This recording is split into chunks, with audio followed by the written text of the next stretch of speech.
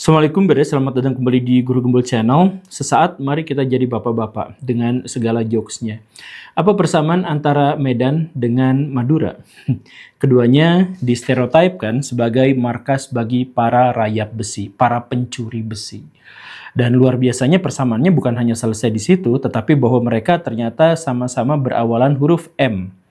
Dan M ini juga dalam bahasa Inggris adalah awal kata dari metal yang artinya adalah besi. Jadi ada hubungannya di sana.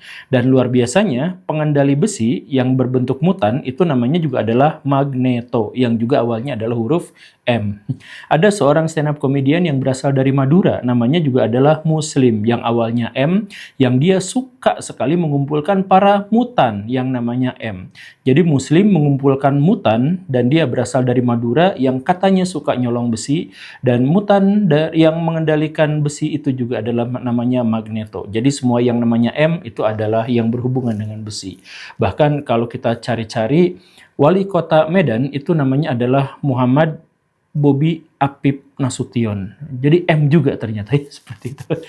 Tapi apakah hal itu bisa dipertimbangkan? Ya tentu saja itu bukan hal yang bisa dipertimbangkan. Tetapi fakta bahwa secara stereotip orang-orang Medan dan orang-orang Madura dikenal sebagai rayap besi atau orang yang suka mencuri besi, itu menarik perhatian. Dan saya pikir saya cukup layak untuk memberikan kepada Baraya penjelasan kenapa orang-orang Madura dan orang-orang Medan itu punya kebiasaan buruk untuk mencuri besi. Kalau Baraya tanya ke Google atau ChatGPT atau mesin AI semacamnya, mungkin saja mereka akan menyangkal fenomena itu dan menganggap itu hanya sekedar stereotip belaka. Tetapi itu tentu saja tidak memuaskan karena bagi orang Medan dan orang Madura itu benar-benar bukan stereotip, tapi memang pencurian besi itu sudah sangat legendaris di wilayah masing-masing.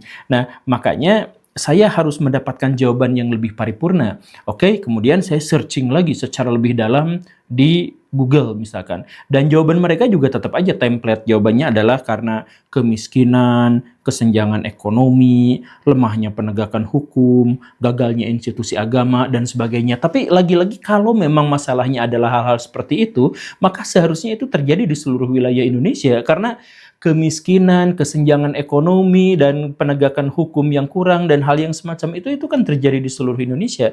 Jadi kenapa sebenarnya hanya orang Madura saja dan orang Medan saja yang memiliki stereotip untuk itu?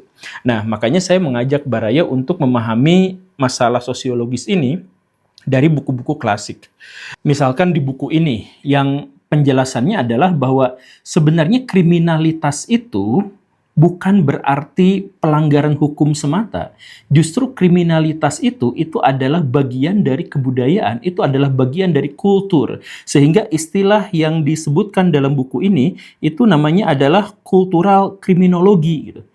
Kriminal yang secara khas hanya ada di wilayah dengan kultur tertentu saja.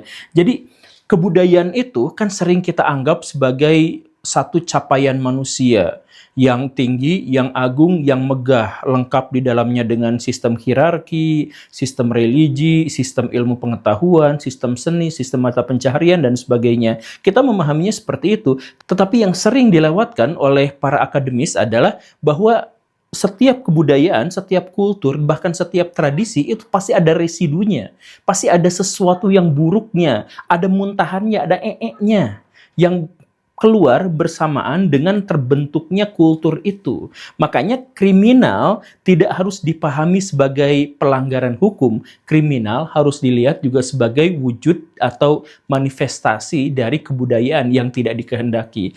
Makanya sosiolog yang terkemuka di awal abad ini, awal abad sebelumnya, Emil Durkheim misalkan menyebut bahwa kriminalitas adalah sesuatu yang normal, sesuatu yang wajar. Jadi maksudnya begini Baraya, kita mulai dari beberapa contoh yang sederhana sebelum kita masuk ke Medan dan Madura gitu ya. Baraya tahu nggak, di Amerika Latin kriminalitas manakah yang paling legendaris, yang paling banyak, yang paling dominan? Kartel narkoba, ya kan? Oke. Sedangkan kalau di Timur Tengah, kriminalitas apakah yang paling sering terjadi atau yang secara stereotip dikaitkan dengan mereka? Terorisme, perang antar klan, antar mazhab, antar pemikiran. Begitu kan? Oke, terjadi yang seperti itu. Kemudian kita lihat di Eropa, kriminalitas apa yang paling sering terjadi? pencopetan, pencopetan, penipuan terhadap turis dan sebagainya. Nah, kok setiap daerah, setiap wilayah memiliki kriminalitas yang khas, yang berbeda-beda gitu. Kenapa seperti itu? Ya karena itu terikat pada kulturnya. Kita bandingkan yang tadi itu ya, misal di Amerika Latin, kenapa di sana gembong narkoba kartelnya itu kuat sekali? Kita lihat tradisinya. Tradisi di sana itu adalah tradisi agraris, tradisi masyarakat petani, karena wilayah di sana itu relatif subur. Nah, masalahnya adalah orang-orang Amerika Latin sejak lama itu menjadi sapi perah buat Amerika Serikat dan negara-negara besar di Eropa. Karena itu, di dalamnya itu, di wilayah sana itu, pertumbuhan kecerdasan manusia itu dihambat sedemikian sehingga mereka tetap menjadi konsumen dan tetap bisa dibohongin sama negara-negara besar. Nah, karena itu cara untuk menghambat kemajuan sebuah negara adalah dengan membiasakan dan membudayakan korupsi di kalangan elit pejabat mereka. Begitu. Ya ini kita ngambil dari satu pihak aja dulu sementara ya. Nah, jadi artinya apa? Mereka masyarakat agraris, tetapi dukungan untuk para petani kecil sekali, dukungan untuk mendapatkan pupuk dan teknologi pertanian itu kecil sekali dan sebagainya. Karena itu orang-orang Amerika Latin menjadi sangat rapuh, sangat ringkih dalam ekonomi.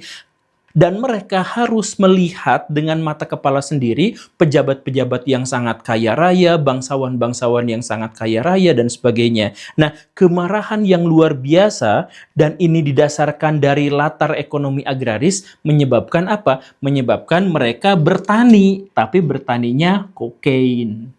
Nah, pertanian kokain, karena mereka sejak awal kan petani gitu. Nah, pertanian kokain ini ternyata maju, kemudian mereka amarahnya membuncah luar biasa karena kesenjangan ekonomi dan kesenjangan sosial, maka mereka mengumpulkan kekuatan dalam satu bagian besar, sehingga akhirnya ya mereka menjadi kartel. Kalau Baraya nonton film-film kartel gitu ya, kayak ya film yang kemarin di Netflix itu gitu ya, ya yang semacam itu, kan semangat kekeluargaan di antara anggota-anggota mafia itu tuh kuat luar biasa, Baraya. Karena apa? Ya karena mereka sebenarnya adalah manusia-manusia yang tertekan, mereka yang hidup di situ itu ya untuk bisa bertahan hidup. Bagi mereka keluar dari situ berarti pilihannya adalah miskin luar biasa atau menjadi bagian dari elit penguasa yang kaya raya tetapi korup. Begitu kan? Nah, sekarang coba kita lihat apa yang terjadi di Timur Tengah yang menyebabkan kriminalitas dominan di sana itu adalah terorisme gitu atau hal-hal yang semacam itulah, perang antar sekte. Ya karena mereka hidup di kawasan gurun pasir yang tandus yang sedikit sekali menyediakan sumber daya kehidupan buat mereka. Air itu sangat sulit untuk didapatkan. Dan kalau mereka mendapatkan, akhirnya satu ember misalkan mereka mendapatkan, maka kalau itu dibagi-bagi dengan puluhan keluarga, itu nggak akan kebagian cukup untuk setiap individu. Karena itu pilihannya adalah udah aja hancurkan atau bantai atau usir tetangga-tetangga agar kita bisa menikmati air satu ember itu untuk bertahan hidup satu keluarga. Begitu kan rumusannya. Jadi mereka terbiasa berperang satu sama lain. Dan karena mereka terbiasa berperang satu sama lain, mereka mudah mencurigai orang lain.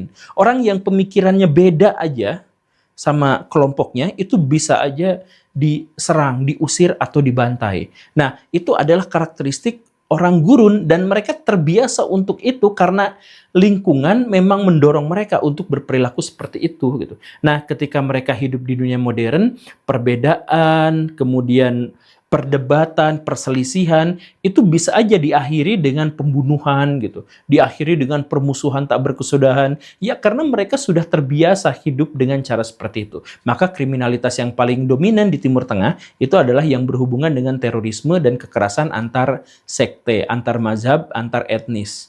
Begitu. Dan bagaimana dengan orang-orang Eropa? Kenapa di sana banyak sekali pencurian, banyak sekali penipuan turis? Ya karena banyak turisnya ke sana.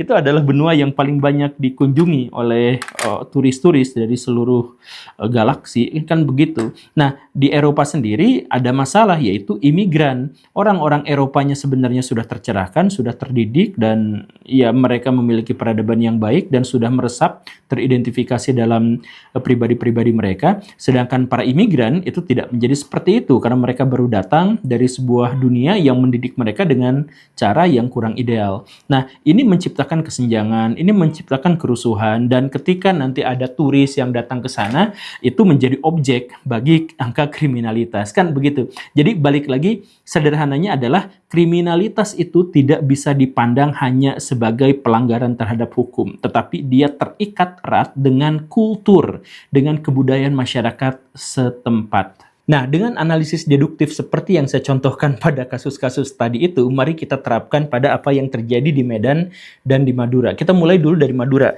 Apa sebenarnya kultur yang membuat orang Madura itu doyan sekali besi, suka mencuri besi?